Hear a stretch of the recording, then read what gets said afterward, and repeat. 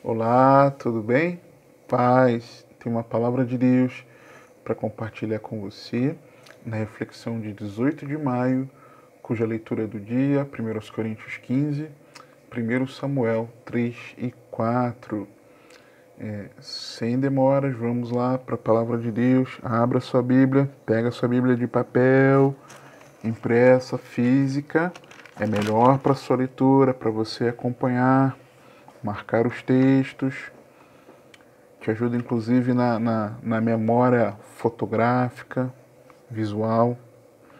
Nos diz assim a santa e poderosa palavra de Deus em 1 Coríntios 15, 58.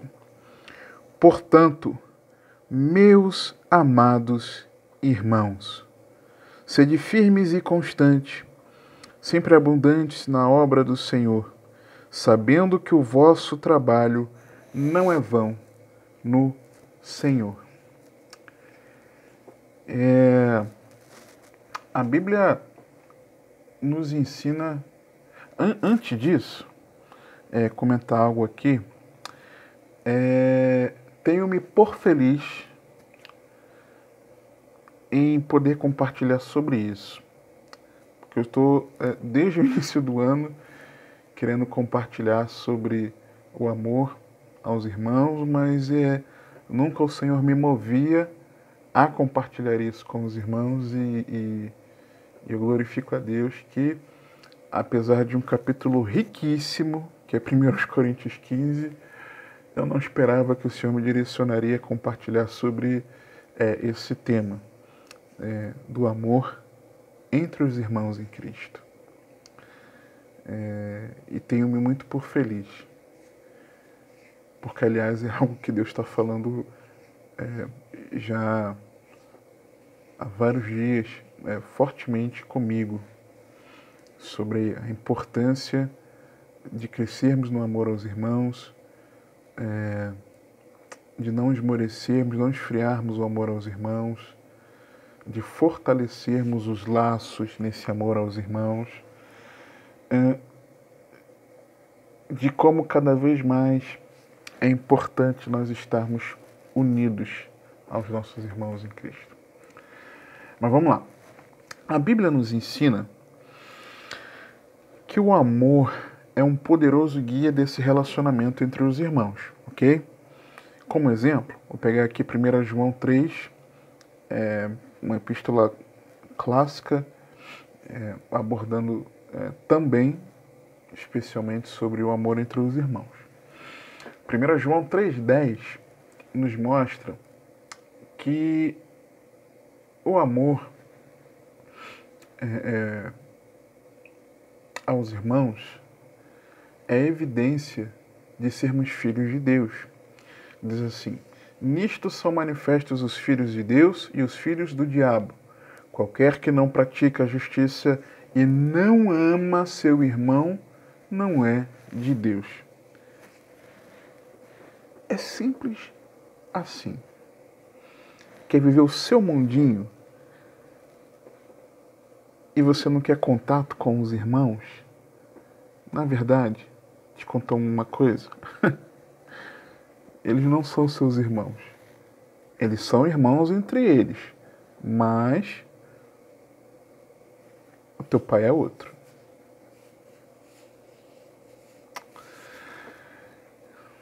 O amor entre os irmãos é a alternativa ao ódio do mundo.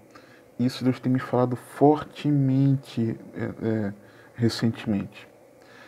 O amor entre os irmãos é a alternativa ao ódio do mundo. Lá em João 15, inclusive, enxergo isso. Quando o Senhor fala do mandamento do amor, do ódio do mundo, aí em seguida ele fala: mas eu mandei vocês se amarem. O meu mandamento é vocês se amarem. Imediatamente, logo após ele falar do ódio do mundo. Tá? E aqui João relata isso também. 1 João 3, 11 e 13. Porque esta é a mensagem que ouvistes desde o princípio, que nos amemos uns aos outros. Não como Caim, que era do maligno e matou a seu irmão. E por que causa o matou? porque as suas obras eram más e as de seu irmão justas. Meus irmãos, não vos maravilheis se o mundo vos odeia. Ele fez questão de escrever isso aqui, o Espírito Santo o inspirou, logo após ele ter falado que a mensagem que ouvimos desde o princípio é de nos amarmos uns aos outros. É a alternativa ao ódio do mundo. Não esquece isso. Não esquece isso. O amor entre os irmãos é evidência de que fomos vivificados. Versículo seguinte, verso 14, de 1 João 3. Nós sabemos que passamos da morte para a vida porque amamos os irmãos. Quem não ama seu irmão permanece na morte espiritual, cujo caminho leva à morte eterna. Estávamos mortos em nossos delitos e pecados. Mas Deus, por sua graça e misericórdia, nos vivifica em Cristo.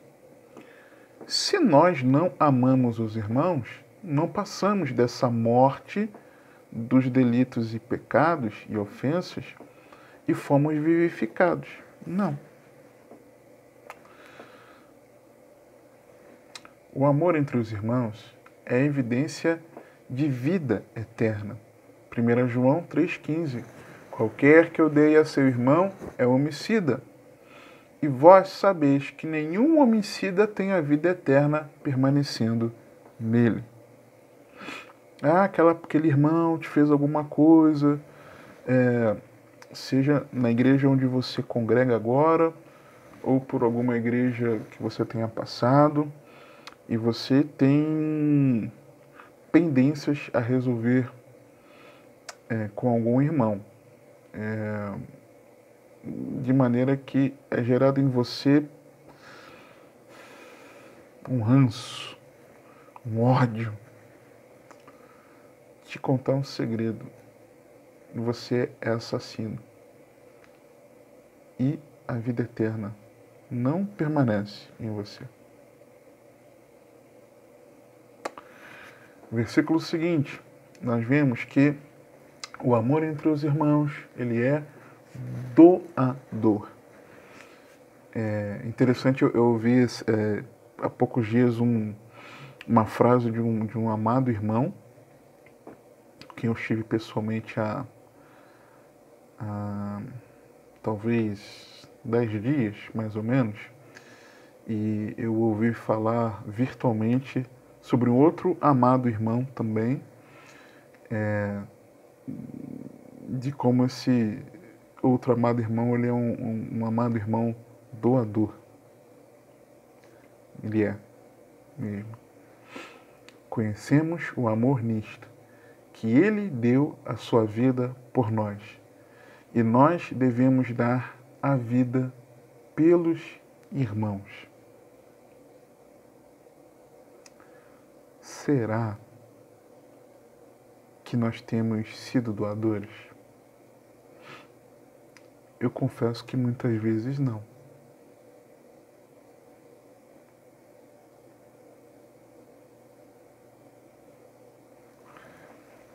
Versículo seguinte, 17. O amor entre os irmãos nos leva a repartir de bom grado. Verso 17. Quem, pois, tiver bens do mundo e vendo seu irmão necessitado, lhe cerrar as suas entranhas, como estará nele o amor de Deus? Entranhas no sentido o íntimo.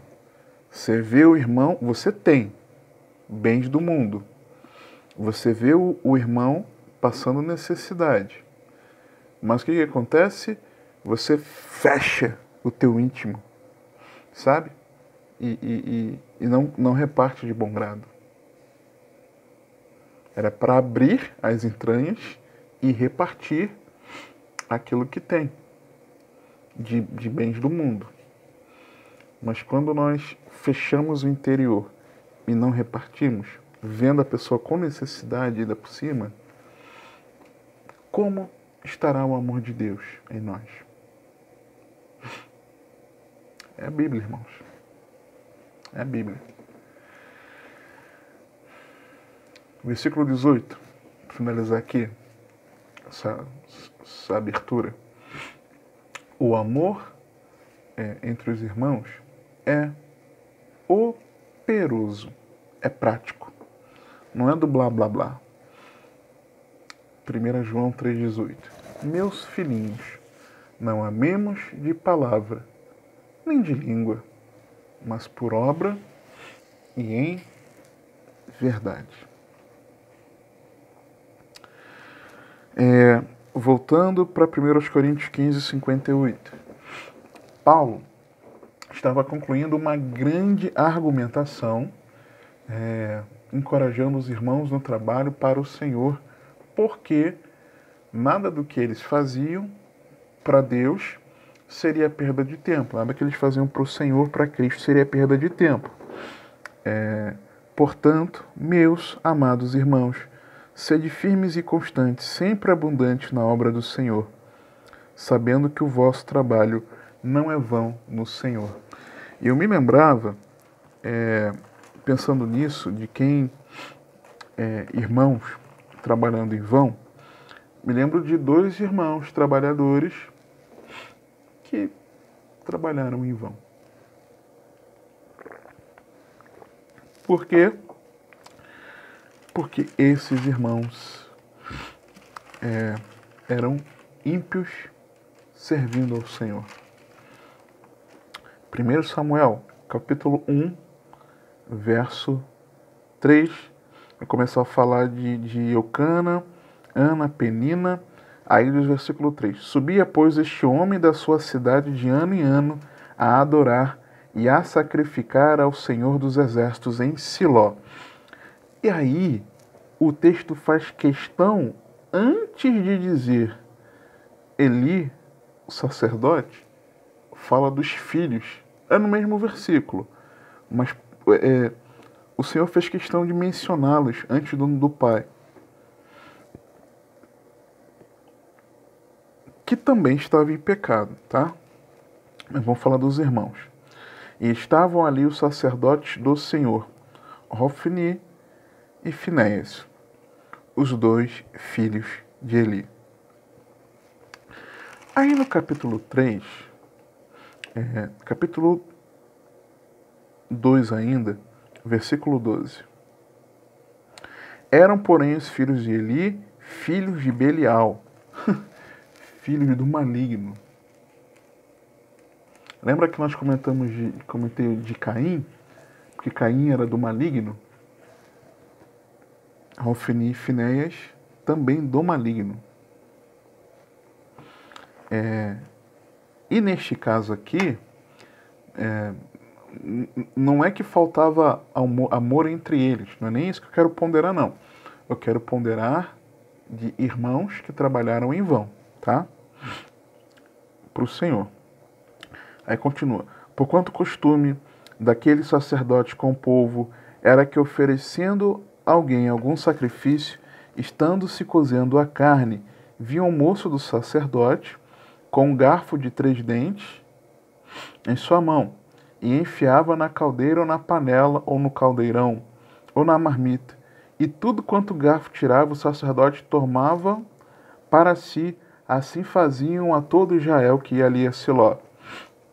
Também, antes de queimarem gordura, vinha o moço do sacerdote e dizia ao homem que sacrificava: dá essa carne para assar ao sacerdote, porque não receberá de ti carne cozida, mas crua. Ou seja, eles queriam um churrasco. Eles não queriam um ensopadinho. Não, me dá carne crua porque eu não vou comer ensopadinho, eu vou comer assado, vou comer churrasco. E antes de se oferecer ao Senhor, aliás, e dizendo-se-lhe o homem: queime-se primeiro a gordura de hoje, e depois toma para ti quanto desejar a tua alma. Então ele lhe dizia: não, agora hás de dar, e se não, por força a tomarei. Misericórdia. Era, pois, muito grande o pecado destes moços perante o Senhor, porquanto os homens desprezavam a oferta do Senhor. Misericórdia. Aí no verso 27, tem uma profecia contra a casa de Eli. Vamos ler a partir do verso 29. Porque pisaste o meu sacrifício e a minha oferta de alimentos que ordenei na minha morada, e honras a teus filhos mais do que a mim, para vos engordares do principal de todas as ofertas do meu povo de Israel? Portanto, diz o Senhor, Deus de Israel, na verdade tinha falado eu que a tua casa e a casa de teu pai andariam diante de mim perpetuamente.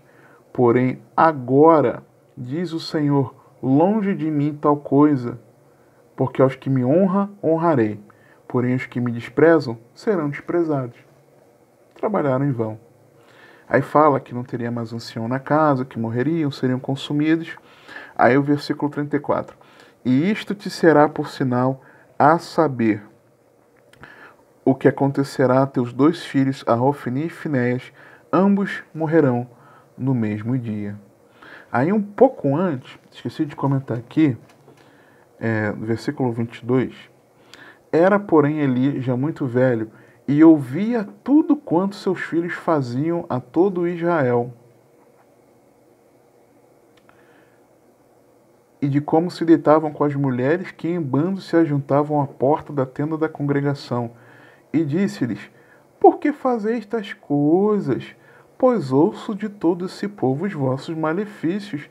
Não, filhos meus, porque não é boa esta fama que ouço. Fazeis transgredir o povo do Senhor. O problema é que fazia transgredir o povo do Senhor em uma má fama. Pecando o homem contra o homem, os juízes julgarão. Pecando, porém, o homem contra o Senhor, quem julgará por ele? Mas não ouviram a voz de seu pai, porque o Senhor os queria matar. Aí mais à frente, quando Samuel é chamado pelo Senhor, capítulo 3, aí o Senhor traz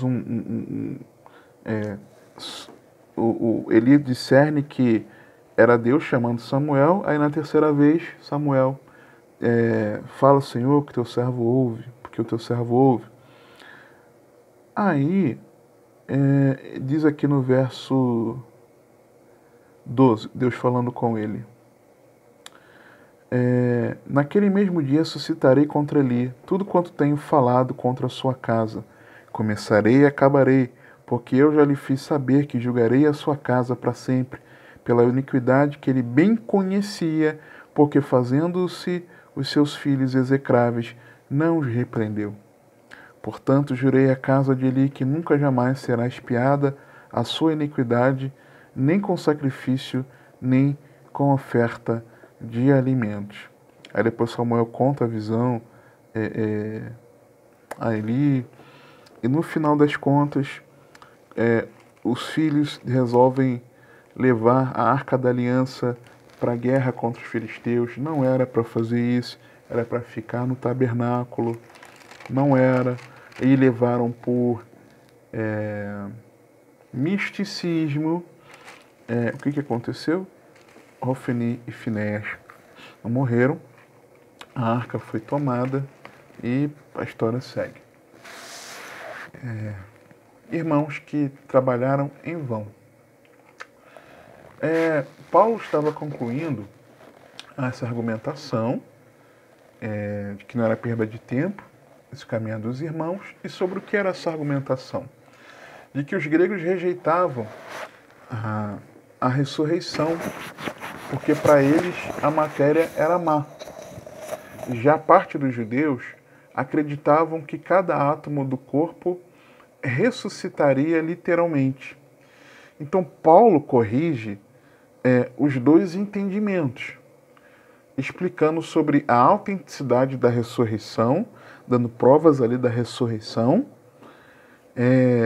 e mostrando que a sua importância, mas também dizendo que ela aconteceria em corpos transformados. Não na mesma carne, mas numa carne transformada, numa carne gloriosa. Tem ali até o do fechar e abrir de olhos. O fechar e abrir de olhos não se trata do arrebatamento, tá? Mas se trata da transformação do corpo e da ressurreição dos mortos no corpo glorioso. E aí, Paulo estava fazendo o que nessa argumentação? Defendendo que a ressurreição é a base da fé cristã. Do contrário, a graça de Deus que o capacitava a servi-los, a pregação, a fé, o batismo, os sofrimentos da caminhada e o trabalho seriam inúteis. Negar a ressurreição de Cristo seria tornar o cristianismo algo ilusório, não real, tá? O cristianismo é a única religião que, de fato, é baseada num fato histórico. Jesus ressuscitou, tá? E aí, se fosse algo ilusório, não haveria perdão de pecados. Por que não haveria perdão de pecados?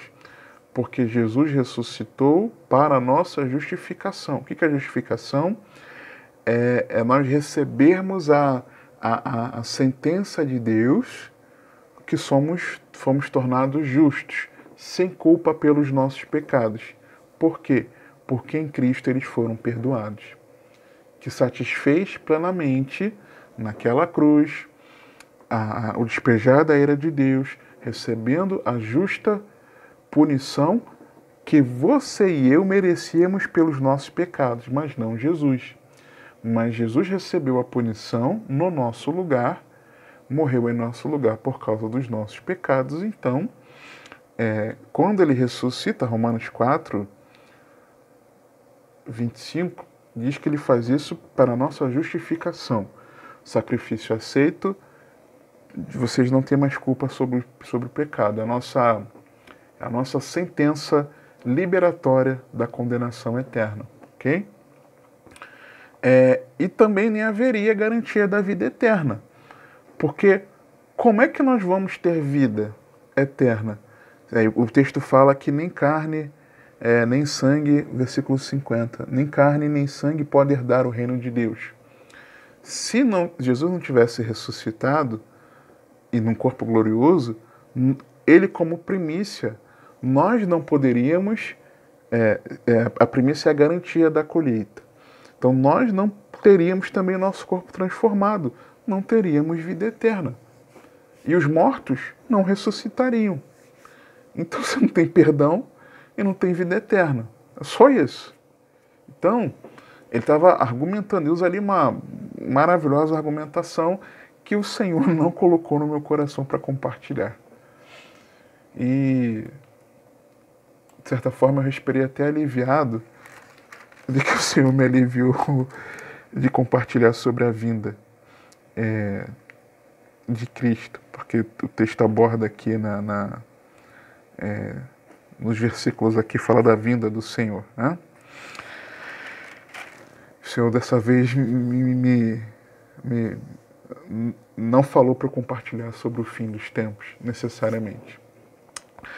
E aí, nessa argumentação, o ponto de partida é crer no Evangelho Bíblico. Os primeiros versículos, Paulo mostra ali o Evangelho Bíblico, permanecendo nessa mensagem até o fim. Por 37 vezes na epístola, Paulo chama os coríntios de irmãos. Irmãos, irmãos, irmãos, irmãos, irmãos, irmãos, irmãos. Mas somente aqui no versículo 58 é o único registro de amados irmãos. E isso me intrigou muito. Eu fui pesquisar, porque foi o que me Deus saltou os meus olhos, meus amados irmãos. Fui procurar outras referências de amados irmãos na epístola. Não tem. nós temos ele chamando os irmãos de irmãos por 37 vezes. Ele chama de meus filhos amados. Na hora que estava exortando, olha, eu posso exortar vocês, não é para vergonha, porque vocês são meus filhos amados. Eu gerei vocês pelo Evangelho. Então ele chama de filhos amados, não de irmãos. E no capítulo 10, ele chama mais uma vez de amados, quando ele acaba de falar, lembra do alerta para o fim dos tempos, para o fim dos séculos? Quando ele fala, aquele pois que cuida de estar em pé, olhe que não caia, não veio sobre vós tentação senão humana, mas fiel é Deus, tá? Que não vos deixará tentar acima do que podeis, antes com a tentação dará também o escape para que possais suportar. Aí no versículo seguinte, portanto, concluindo a questão que ele estava tratando da tentação no deserto, dos prostrados no deserto, aí ele fala, portanto, meus amados, fugi da idolatria, e não amados irmãos. E aí, isso me chamou muito a atenção, porque quando ele fala isso, ele fala no momento de recobrar o ânimo dos irmãos com a esperança da ressurreição e da vida eterna renovadas. Quando ele fala meus, ele está dizendo, quando você fala algo, chama algo de seu, né, é meu, você está dizendo que eu pessoalmente os considero. São meus amados irmãos. Não são apenas amados irmãos, são meus amados irmãos. Nós temos um mesmo Pai, meus, eu pessoalmente os considero amados. Amados, eles são muitos estimados por Ele. E irmãos, porque têm o mesmo Pai. Então, eu pessoalmente os estimo porque temos o mesmo Pai. Paulo acaba, eu boto acaba entre aspas, com eles durante quase toda a carta. Ou igreja problemática. Assim como a igreja em nossos dias. Tá? Mas ele conclui expressando o seu amor aos irmãos. Meus amados irmãos. E é interessante a referência amados irmãos. Nós encontramos 1 Tessalonicenses 1, 4 e 5. Daqueles que, amados irmãos, que abraçaram a fé por meio do Evangelho. Sabendo, amados irmãos, que a vossa eleição é de Deus, porque o nosso Evangelho não foi a vós somente em palavras, mas também em poder e no Espírito Santo, e em muita certeza, como bem sabeis quais fomos entre vós, por amor de vós. Então, a eleição deles é de Deus, por causa do Evangelho que eles receberam. Então, quem são os eleitos? Os eleitos são aqueles que creem no Evangelho. Ok? Mas isso é para outro vídeo. Uma outra referência, Tiago 2, 4 a 9, é de que esses são irmãos, amados irmãos, nós entendermos que somos todos iguais diante do mesmo Pai, que não faz acepção de pessoas. Tiago 2, 4 a 9. Porventura não fizestes distinção entre vós mesmos e não vos fizestes juízes de maus pensamentos? Ouvi, meus amados irmãos. Porventura não escolheu Deus aos pobres deste mundo para serem ricos na fé e herdeiros do reino que prometeu aos que o amam? Mas vós desonrastes o pobre. Porventura não vos oprimem os ricos, e não vos arrastam aos tribunais? Porventura não blasfemam eles o bom nome que sobre vós foi invocado? Todavia, se cumprirdes conforme a Escritura, a lei real, amarás a teu próximo como a ti mesmo, bem fazeis. Mas, se fazeis acepção de pessoas, cometeis pecado, e sois redarguidos pela lei como transgressores. Amados irmãos, que rejeitam o pecado. Tiago 1, 12 e 21. Bem-aventurado o homem que sofre a tentação, porque quando for provado receberá a coroa da vida, a qual o Senhor tem prometido aos que o amam. Ninguém sendo tentado diga, de Deus sou tentado, porque Deus não pode ser tentado pelo mal, e a ninguém tenta. Mas cada um é tentado, quando atraído e engodado pela sua própria concupiscência. Depois, havendo a concupiscência concebido, dá à luz do pecado, e o pecado, sendo consumado, gera a morte. Não erreis, meus amados irmãos. Toda boa dádiva e todo dom perfeito vem do alto, descendo do Pai das luzes, em que não há mudança nem sombra de variação, segundo a sua vontade. Ele nos gerou pela palavra da verdade, para que fôssemos como primícias das suas criaturas. Portanto, meus amados irmãos, todo homem seja pronto para ouvir, tardio para falar, tardio para se irar, porque a ira do homem não opera a justiça de Deus. Por isso, rejeitando toda a imundícia, superfluidade de malícia, recebei com mansidão a palavra em vós enxertada, a qual pode salvar as vossas almas. Amados irmãos, que permanecem com foco no celestial. Filipenses 3, 17 ao 21, seguindo para o versículo 1 do capítulo 4. Sede também meus imitadores, irmãos, e tende cuidado, segundo o exemplo que tendes em nós, pelos que assim andam, porque muitos há dos quais muitas vezes vos disse, e agora também digo, chorando, que são inimigos da cruz de Cristo, cujo fim é a perdição, cujo Deus é o ventre, e cuja glória é para a confusão deles, que só pensam nas coisas terrenas. Mas a nossa cidade, o pátria, está nos céus, de onde também esperamos o Salvador, o Senhor Jesus Cristo, que transformará o nosso corpo abatido para ser conforme o seu corpo glorioso, ressurreição no corpo glorioso. Versículo 15 de 1 Coríntios. Segundo o seu eficaz poder de sujeitar também a si todas as coisas. Aí o versículo seguinte, que é o que não era para estar separado no capítulo, no meu entender, não era para estar separado no capítulo seguinte, se é a conclusão. Portanto, o que ele acabou de falar, de que ele abria mão de tudo para seguir a Jesus e denuncia aqui aqueles que não eram como ele, que era para os irmãos em Filipos o imitarem, e mostra os inimigos da cruz de Cristo, e mostrando que o nosso foco é o celestial. Aí ele diz assim no verso 1 do capítulo 4, portanto, meus amados e muito queridos irmãos, minha alegria e coroa, estáis assim firmes no Senhor, amados. Firmes assim como?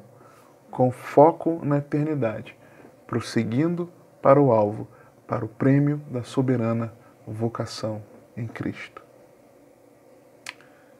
Esses são os meus amados irmãos. Agora, como amar aos irmãos? Verso 57, para mim, é a resposta. Mas graças a Deus, que nos dá a vitória por nosso Senhor Jesus Cristo. Como amar os irmãos?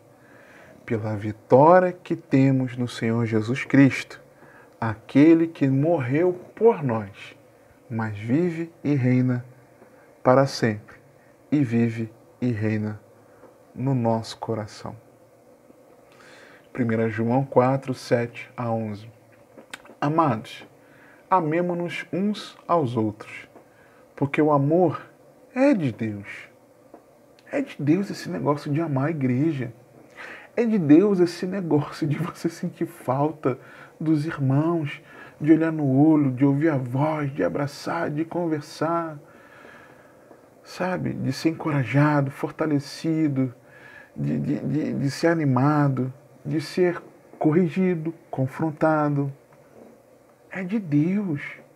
É de Deus. É de Deus. Amados, amemo-nos uns aos outros, porque o amor é de Deus. E qualquer que ama é nascido de Deus e conhece a Deus. Se você não quer congregar, não quer estar com os irmãos, não sente falta da falta dos irmãos, será que você é nascido de Deus? Será que você conhece a Deus? A Bíblia te responde.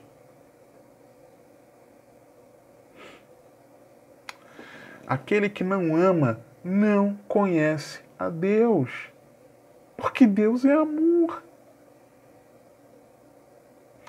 Nisto se manifestou o amor de Deus para conosco, que Deus enviou seu Filho unigênito ao mundo, para que por ele vivamos. Nisto está o amor, não em que nós tenhamos amado a Deus, mas em que ele nos amou a nós e enviou seu Filho para a propiciação pelos nossos pecados, o meio pelo qual nós temos vitória.